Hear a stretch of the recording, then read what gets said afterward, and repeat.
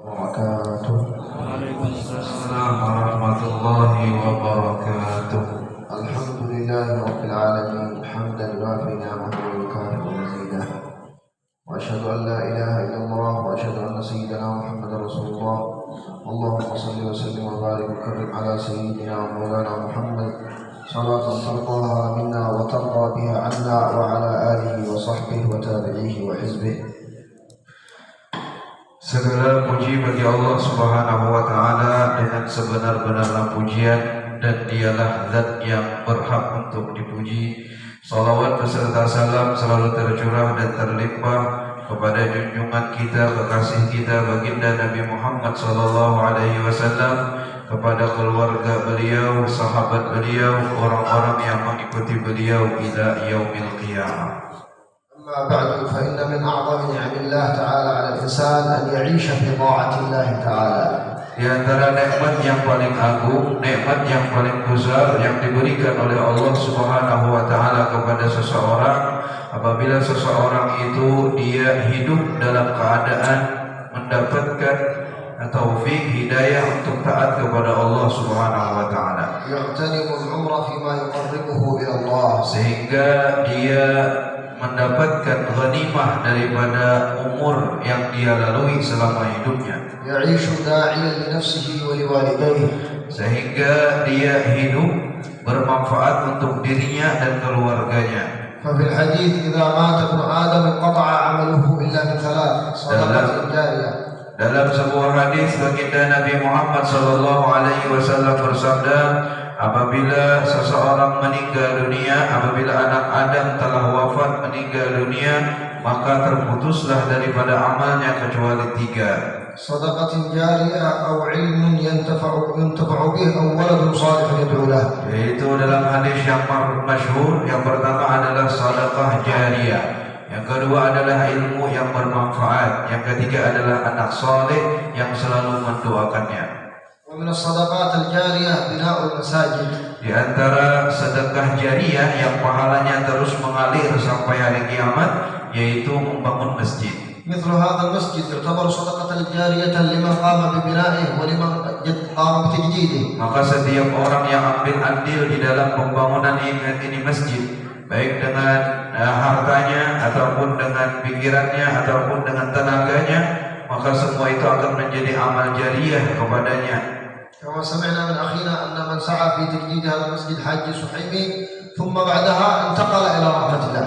Kemudian kita telah mengetahui bersama bahwasanya ketika yang menjabat sebagai ketua masjid ini adalah guru kita, yaitu Pak Haji Suhaimi Qori, maka beliau Masya Allah telah menyelesaikan bangunan ini dengan indah.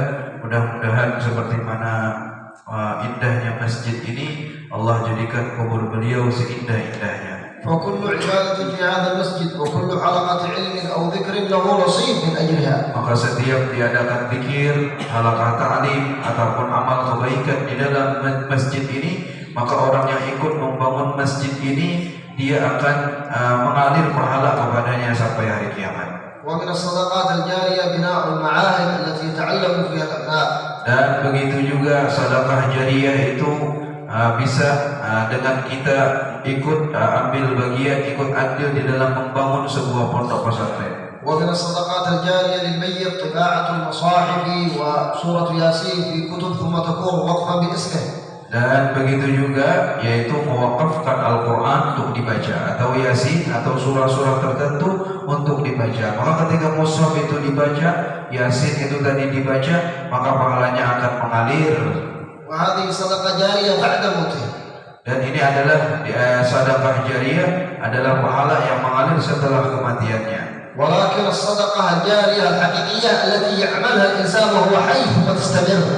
Dan sedekah jariyah yang hakiki adalah perbuatan atau amalan yang dia lakukan ketika dia hidup, kemudian amalan tersebut terus menerus diamalkan oleh orang lain walaupun dia sudah meninggal dunia. Yang kedua adalah ilmu yang bermanfaat. كأن يعلم غيره فينتفع ويعلم الناس وهكذا يستمر يتناقلون علمه. Seperti misalnya ada seseorang melajari walaupun itu hanya sesuatu yang kecil, Al-Fatihah misalnya, melajari sesuatu yang kecil, kemudian orang yang dilajari itu mengajarkan lagi kepada orang lain terus menerus seperti itu, maka pahalanya akan terus menerus sampai hari kiamat. ولذلك كان الصالحون يتسابقون على تعليم الأطفال أكثر من غيرهم. Sehingga orang-orang saleh dahulu mereka ingin yatasabaqun itu berlomba-lomba untuk apa? Untuk mengajari anak-anak yang masih kecil itu, mengajari mengaji. ويقولون أن أول واحد تقرأ عليه سورة الفاتحة كلما قرأت سورة الفاتحة يكون الثواب لمن علمك يحصل أيضا من ثوابك. Misalnya ujar beliau, ketika seorang guru tadi dia mengajarkan satu surah, misalnya surah Al-Fatihah, maka selama orang yang diajarkan itu dia membaca surah Al-Fatihah itu, maka terus menerus pahalanya mengalir sampai hari kiamat. وهكذا كل من علمك القرآن كلما قرأت القرآن يحصل على نصيب من الثواب. Setiap lagi misalnya guru tadi mengajarkan cara baca Al-Quran, belajar Iqra misalnya, maka setiap murid itu membaca huruf Al-Quran, maka mengalir pahalanya kepada guru tersebut. وأيضا من العلم النافع تعريف الكتب النافعة. Dan juga diantaranya adalah mengarang sebuah kitab yang bermanfaat. فكم من العلماء من لم يعمر طويلا ولكن نفع الله بعلمه. Betapa banyak para alim ulama, orang-orang saleh dahulu, umur mereka pendek, tetapi kitab mereka dibaca sampai sekarang ini. منهم الإمام النووي. Di antaranya adalah Imam Nawawi rahimahullah taala. يعتبر كتابه حجة في الحديث رياض الصالحين. Dan di antara kitab yang ditulis oleh beliau ada kitab yang bernama Riyadhus Shalihin, itu menjadi hujjah di dalam ilmu hadis, dipakai oleh semua orang. وجميع الطوائف الإسلامية أجمعت على هذا الكتاب. Semua golongan, semua aliran di dunia ini semuanya sepakat, semuanya memakai Riyadhus Shalihin. Ini hebatnya Riyadhus Shalihin. ويكاد أن يكون أكثر الكتاب تعلما وقراءة في جميع العالم. Dan hampir-hampir setelah Al-Quran, yaitu kitab hadis yang dipelajari oleh orang sedunia dari semua golongan, yaitu adalah kitab Riyadhus Shalihin yang dikarang oleh Imam Nawawi. وكتابه المنهاج الكل يعرفه وهو عمدة الفقه الشافعي وزبدته. Kemudian beliau juga menulis namanya kitab Minhaj, dan ini adalah sebuah pegangan yang kuat di dalam mazhab Syafi'i. وكتاب الأذكار. Kemudian kitab yang dinamakan dengan kitab Azkar. مع أنه لم يتجاوز 40 سنة. Bahkan umur beliau, kalau melihat umur Sidin kada sampai umur Sidin 40 tahun. ولكن خلال هذا العمر فقه الله تعالى لأن يعلم العلم النافع. Tetapi lihatlah, belum lagi umur beliau 40 tahun, Allah berikan ilmu yang bermanfaat untuk beliau, sehingga ilmu yang beliau ajarkan dari terus menerus dibaca, dipelajari sampai hari kiamat. ومن جملة الأشياء التي لا تنقطع أو ولد صالح يدعو له. دعاء الولد الصالح يصل إلى والديه. Kemudian yang ketiga adalah doanya anak soleh yang mendoakan orang tuanya. والنبي صلى الله عليه وسلم لم يقل أو ولده يدعو له ولكن قال أو ولد صالح. فقالوا حتى الطالب إذا دعا لشيخه يعتبر مثل دعاء الابن لأبيه. Kata beliau di dalam hadis itu, Nabi tidak mengatakan waladihi, anaknya oleh orang yang meninggal, itu tidak. Tetapi hadisnya itu waladin dengan nakirah, anak siapa saja. Yang penting anak itu soleh, mendoakan orang tuanya atau selain orang tuanya, bahkan seorang santri yang mendoakan gurunya, itu tadi walad, dia adalah seorang anak yang soleh, mendoakan siapapun, baik itu gurunya ataupun bapaknya ataupun orang lain, semua pahalanya sampai kepada yang didoakan. وكان العلامة الحبيب علي المشهور رحمه الله يقول انظروا إلى حديث النبي لم يقل أو ولد يدعو له ولكن قال أو ولد صالح. Kemudian Habib Ali Al-Masyhur kata beliau, coba lihatlah kata beliau dalam hadis ini, Allah dan Nabi tidak mengatakan yaitu di antara sedekah jariyah tadi anak dia yang mendoakannya, tidak, tetapi anak yang soleh yang mendoakan. وكان يقول إذا أردت أن تعرف نفسك أنك صالح شوف هل تدعو لوالديك أو لا؟ إذا تدعو لهم فأنت صالح لأن النبي قال أو ولد صالح. Ujar beliau, kemudian kalau kita hendak mengetahui kita ini anak soleh kah, anak kada soleh kah? Apabila kita selalu mendoakan orang tua kita, kita ingat orang tua kita dan kita mendoakan mereka, maka kita sesuai dengan hadis ini yaitu anak yang soleh. وهكذا ينبغي للإنسان أن يدعو لوالديه ولأجداده وإلى من انتسب إليهم. Kemudian maka begitulah kita sebagai anak yang saleh selalu mendoakan kedua orang tua kita, bahkan datuk nenek kita seterusnya. ويحاول أن يهدي ثواب الأعمال الصالحة إلى والديه وإلى من تقدم. Kemudian membaca bacaan kata beliau, bacaan ataupun salat ataupun yang gimana itu diniatkan dihadiahkan kepada orang-orang tua kita, keluarga kita yang telah meninggal dunia. فقد جاء في كتاب الروح للإمام ابن القيم أن ثواب العمل الصالح يأتي إلى الموتى على أطباق من ذهب يتباهون به فيما بينهم. Di dalam kitab Roh dikalam oleh Ibnu Qayyim al-Jauziyah. Ibnu Qayyim disebutkan hadis apabila seseorang dia membaca bacaan ataupun salat kemudian menghadiahkan bacaan tersebut kepada roh seseorang atau arwah beberapa orang, maka pahala bacaan tadi akan dibawakan dari nampan yang terbuat daripada zahab, daripada emas, yang mana setelah arwah tadi mengambil nampan tersebut, maka mereka akan membangga-banggakan kiriman daripada anaknya tersebut kepada orang lain. ومذهب أهل السنة والجماعة والمذاهب الأربعة كلهم يقولون أن الثواب يصل إلى الميت. Semua mazhab arba'ah mereka semua sepakat bahwasanya pahala bacaan yang kita baca ataupun zikir ataupun lain sebagainya, sedekah bentuknya misalnya, maka itu semua sampai kepada mayit. بل نجد الإمام أحمد أوسع من يقول بهذه المسألة. Imam Ahmad bin Hanbal beliau sangat luas menjelaskan masalah ini. فهو يقول بمجرد أن تنوي بقلبك أن القراءة لفلان يصل الثواب مباشرة منذ أن تشرح في القراءة. Imam Ahmad bin Hanbal, menurut Imam Ahmad bin Hanbal, orang itu kada menyambat, artinya niat dalam hati ya, niat dalam hatinya ketika membaca ini pahalanya kesan bulan, maka itu sudah sampai kata beliau. وأما الإمام الشافعي فقيد بإيصال الثواب فتقول اللهم أوصل ثواب كذا كذا إلى روح فلان. Adapun mazhab Imam Syafi'i, yaitu kita yang bermazhab Imam Syafi'i, tidak sampai dengan hanya di dalam hati saja, tetapi harus diucapkan. Makanya doa arwah, doa haul, dan doa yang kita baca itu harus doa arwah, doa haul itu sama aja isinya, yaitu Allahumma ausil, ya Allah sampaikanlah pahala bacaan kami, pahala zikir kami, pahala salat kami kepada fulan. Harus diucapkan dan rohnya tadi harus ditujukan, disebut namanya baru sampai. وفي قول نسب إليه أنه كلما كانت القراءة عند القبر يكون وصول الثواب آكد. Kemudian dalam riwayat daripada Imam Syafi'i rahimahullahu taala, yaitu apabila dibacakan di dekat kubur, baca Al-Quran misalnya, maka pahalanya lebih cepat ataupun lebih angkat, lebih kuat lagi sampainya. والنبي صلى الله عليه وسلم يقول في الحديث الصحيح كما في البخاري اقرأوا على موتاكم ياسين. Nabi sallallahu alaihi wasallam bersabda di dalam hadis yang sahih, ujar Nabi, bacakanlah ke atas orang-orang yang meninggal di antara kalian surah Yasin. وهنا مسألة مهمة يجب أن يتنبه لها طلاب العلم.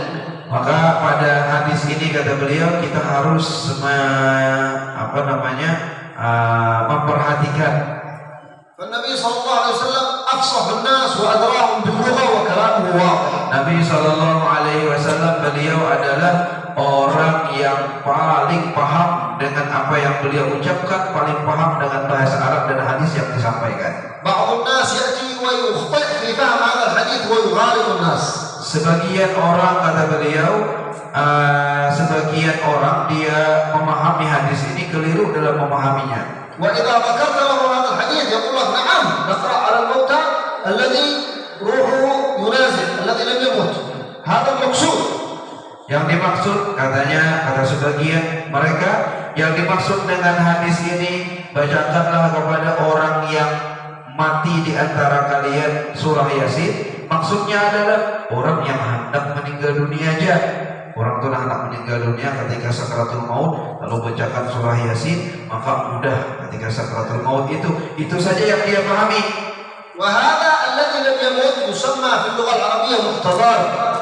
Orang yang akan meninggal dunia dalam bahasa Arab namanya muhtadar, yaitu orang yang hadir ketika itu maut kepadanya. فلا يطلق الموت على الشخص إلا بعد مفارقة الروح للجسد. Tidaklah seseorang itu dikatakan mauta, itu orang meninggal dunia, kecuali setelah rohnya keluar daripada jasadnya. فكلام النبي واضح، اقرأوا لم يقل على محتضركم ولكن قال على موتاكم. Kemudian Nabi SAW bersabda, iqra'u ala mautakum, bacakan Yasin itu kepada orang yang telah meninggal dunia di antara kalian. فإذا كلام النبي واضح ومقصود الحديث أن نقرأها على من انتقل إلى البرزخ. Maka maksud daripada hadis ini jelas bahwasanya yang disuruh kita membaca surah Yasin itu kepada orang yang sudah meninggal dunia. ويقول الحبيب عمر بن أحمد بن سمير صاحب شمال أن من عاش يدعو للأموات ويهدي لهم الثواب إلا سخر الله له من يدعو له كل يوم بعد موته. Berkata Al-Habib Umar bin Sumaid rahimahullahu ta'ala, barang siapa yang selalu mengirimkan, menghadiahkan bacaan-bacaan kepada orang lain, kepada orang tuanya, maka Allah subhanahu wa ta'ala akan menjadikan nanti setelah ia meninggal dunia orang yang selalu mengirimkan bacaan kepadanya. وأيضا علينا أن نتنبه من هذه المسألة أن نتنبه أن نجهز لأنفسنا الأعمال الصالحة. Maka dalam hadis ini juga maka kita harus memperhatikan, harus mengingat bahwasanya bekal kita untuk negeri akhirat, kita semua akan kembali ke akhirat. والنبي صلى الله عليه وسلم يقول خير الصدقة أن تصدق وأنت صحيح شهيد. Nabi Shallallahu Alaihi Wasallam bersabda, sedekah yang paling afdal, yang paling utama itu kapan? Wa anta sahihun syahihun. Ketika engkau dalam keadaan sehat. Jadi jangan nunggu garing, jangan nunggu roh sudah sampai dada, hanya bersedekah, hanya berbuat amal saleh. Tetapi ketika engkau sehat, kemudian syahihun, ketika engkau itu merasa bukhul, merasa bakhil. Kapan merasa bakhil? Ketika awak sehat, awak kada garing, sehat, kada ada hajat apa-apa. Biasanya manusia itu kada mau mengeluarkan hartanya. Amun sudah garing itu, masya Allah luar biasa. وفي رواية ولا تنتظر حتى يأتي الموت فتقول هذا لكذا وهذا لكذا. Jangan sampai maut akan datang kepadanya merasa sudah anak meninggal dunia, hanya ini sedangkan gesan seano. Jangan menunggu itu. فالإنسان يعمل الخير بنفسه. Dan semua manusia itu dia berbuat baik untuk dirinya sendiri. والله سبحانه وتعالى يقول يوم ينظر المرء ما قدمت يداه. Allah subhanahu wa ta'ala berfirman, di hari kiamat nanti setiap orang dia akan melihat apa yang telah dia perbuat ketika di dunia. فأنت لا تعتمد على الأولاد أن يتصدقوا عنك أو أن يعملوا لك إهداء الثواب وجزاهم الله خير، ولكن اعمل بنفسك. Maka jangan sampai kita ini berangan-angan, aku kain aja, biar kayaknya bila aku meninggal, kayaknya anakku aja yang mengirimi. Nah biar aja kayaknya aku bisa beramal santai-santai aja, harus beramal menunggu anak aja kayaknya mengirimi. Menjadi sini jangan. والله سبحانه وتعالى يقول وأنفقوا مما رزقناكم من قبل أن يأتي أحدكم الموت. Allah berfirman, maka infakkanlah, beramallah kalian sebelum kematian itu mendatangi kalian. فيقول رب لولا أخرتني إلى أجل قريب شوية بس اتركني ليه والأموال في الخزانة موجودة كثير. Ketika seseorang tadi sudah dikubur, sudah meninggal dunia, maka dia mengatakan kepada Allah, laula akhartani ila ajalin qarib. Kalaulah ya Allah engkau akhirkan kematianku walaupun satu menit ya Allah, 5 menit kembalikan ke dunia ya Allah. Masih banyak lagi duit di lemari, duit di bank, belum sedekahkan ya Allah. Belum hendak menyedekahkannya ya Allah, kembalikan ya Allah 1 menit 5 menit barang. Saddaqa wa akum minas salihin. Ya Allah, bila pian kembalikan, ulun akan bersedekah dan ulun akan menjadi orang saleh. Walimada lam yaqul li usalli li asum li ata'allam, la qal fa as-saddaqa li'annaha a'zamu thawab ثواب الصدقة. Kenapa Allah berfirman di dalam Al-Quran itu, ya Allah kembalikan ulun ke dunia bukan untuk sembahyang, bukan untuk haji, bukan untuk umrah, bukan untuk berzikir, tetapi untuk apa? Fa'as-sadaqah, untuk bersedekah, karena sedekah ini kan untuk orang meninggal dunia itu dia akan lebih bermanfaat untuknya. وأكن من الصالحين لأنه رأى منفعة أن يكون الإنسان من الصالحين ومع الصالحين. Dan dia berangan-angan kembali ke dunia untuk menjadi orang saleh. Kenapa? Karena ketika dikubur, ketika di akhirat, ketika di hari kiamat, dia telah melihat semua kebaikan yang telah dia lakukan ketika di dunia. فهنيئا لمن رزقه الله المال ووفقه للإنفاق. Maka beruntung orang yang memiliki harta, bukan beruntung memiliki harta saja, tetapi Allah berikan taufik, bukakan hatinya untuk menginfakkan hartanya. والنبي صلى الله عليه وسلم قد وعد وقال ما نقص مال من صدقة. Nabi SAW pernah bersabda, tidak akan pernah berkurang harta daripada sedekah. قال بل يزداد. Bahkan harta itu akan bertambah apabila disedekahkan. والنبي صلى الله عليه وسلم يقول صدقة السر تطفئ غضب الرب. Kemudian Nabi SAW bersabda, bersedekah secara sembunyi-sembunyi. Tidak ada orang yang tahu, tidak diumumkan, tidak ditulis, sembunyi-sembunyi. Itu tutfi'u ghadabar rabb. Sesungguhnya sedekah yang seperti itu akan memadamkan kemarahan Tuhan. وتقي مصارع السوء لا يموت الإنسان بحالة رزية أو مرضية. Kemudian sedekah yang sembunyi-sembunyi itu akan menjaga seseorang itu daripada kematian yang buruk. تقي مصارع السوء تجنبك المصائب الكبيرة. Ada kematiannya itu buruk. Maka bila orang itu bersedekah secara sembunyi-sembunyi, Allah selamatkan daripada kematian yang buruk. وسيأتي يوم القيامة نحتاج إلى صدقة أو إلى تسبيحة لترتفع بها درجاتنا عند الله. Maka kata beliau, kalau sudah nanti di hari kiamat, sudah dikubur, sudah di hari mahsyar, sudah di hari kiamat, nanti di akhirat, kita tuh mahal benar apa ngarannya, hendak tuh walaupun tasbih sekali tasbih ya, walaupun sekali berzikir sekali la ilaha illallah aja, itu sangat mahal harganya. يقول سيدنا الإمام الحسن البصري رحمه الله من زاد عليك بتسبيحة فقد زاد عليك بدرجة في الجنة. Berkata Imam Hasan al-Basri. Imam Hasan al-Basri berkata, seseorang yang berbeda satu tasbih saja, sama amalnya semuanya, cuma beda satu tasbih. Pernah di dunia mengucapkan satu tasbih, nah bedanya, maka itu bedanya adalah satu derajat di surga. ونختم بهذه القصة التي حصلت مع سيدنا سليمان وأحد الناس. Sulaiman bin Daud alaihissalam. Kemudian kita akhiri majelis ini dengan menceritakan mengenai Sulaiman, Nabi Sulaiman alaihissalam. فقد أمر الريح أن تحمله ذات يوم من بيت المقدس إلى جهة الشام. Suatu hari Nabi Sulaiman ini beliau memerintahkan mengiau angin supaya angin tadi membawa beliau dari Baitul Maqdis ke negeri Syam, karena angin itu Allah tundukkan kepada Nabi Sulaiman. Jadi kendaraan Nabi Sulaiman itu angin. Maka beliau memanggil angin itu untuk membawa beliau dari Baitul Maqdis ke negeri Syam. فحملته الريح وحملت من معه من الوزراء والجنود والعرش ومر على رجل وهو في مزرعته يعمل رجل بسيط. Maka seperti mana seorang raja, iringan-iringan presiden misalnya ataupun bupati, nah maka Nabi Sulaiman keluar bersama menteri-menteri beliau dengan semua aparat kerajaan, orang-orang yang masya Allah luar biasa, orang-orang istana keluar dibawa oleh angin. فعندما رأى ذلك الرجل هذا المنظر العجيب وهذه المعجزات الكبيرة قال سبحان الله سبحان الله سبحان الله لقد آتاك الله ملكا عظيما يا نبي الله يا ابن داود. Maka ketika beliau terbang tadi itu di bawah angin, maka ada orang lagi boma, bertanam, lagi mencakul itu di bawah, melihat, masya Allah Nabi Sulaiman tadi terbang beserta tentara-tentara beliau, maka dia mengucapkan Subhanallah, Maha suci Allah, sungguh sangat besar kerajaan yang diberikan kepada anak Nabi Daud alaihissalam, yaitu Sulaiman alaihissalam. فسمع هذه الكلمة نبي الله سليمان فأمر الريح أن تنزل عند ذلك الرجل.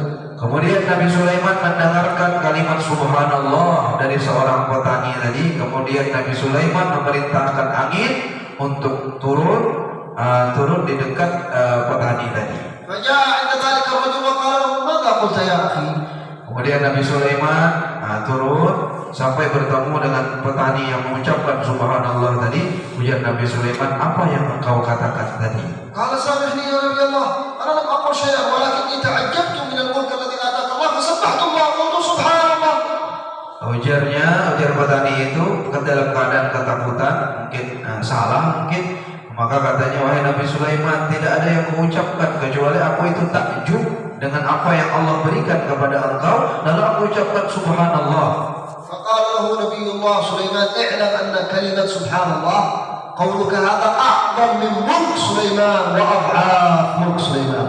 Kemudian Nabi Sulaiman mengatakan bahwasanya kalimat subhanallah aja yang engkau ucapkan tadi itu lebih besar ganjarannya, lebih besar daripada kerajaan Sulaiman dan 10 kerajaan Nabi Sulaiman. لأن هذا الملك الذي تعجبت منه سيفنى وكلمة سبحان الله باقية في صحيفتك إلى يوم القيامة. Karena sesungguhnya kerajaan Nabi Sulaiman, kata beliau, itu akan hancur dan akan musnah pada suatu saat.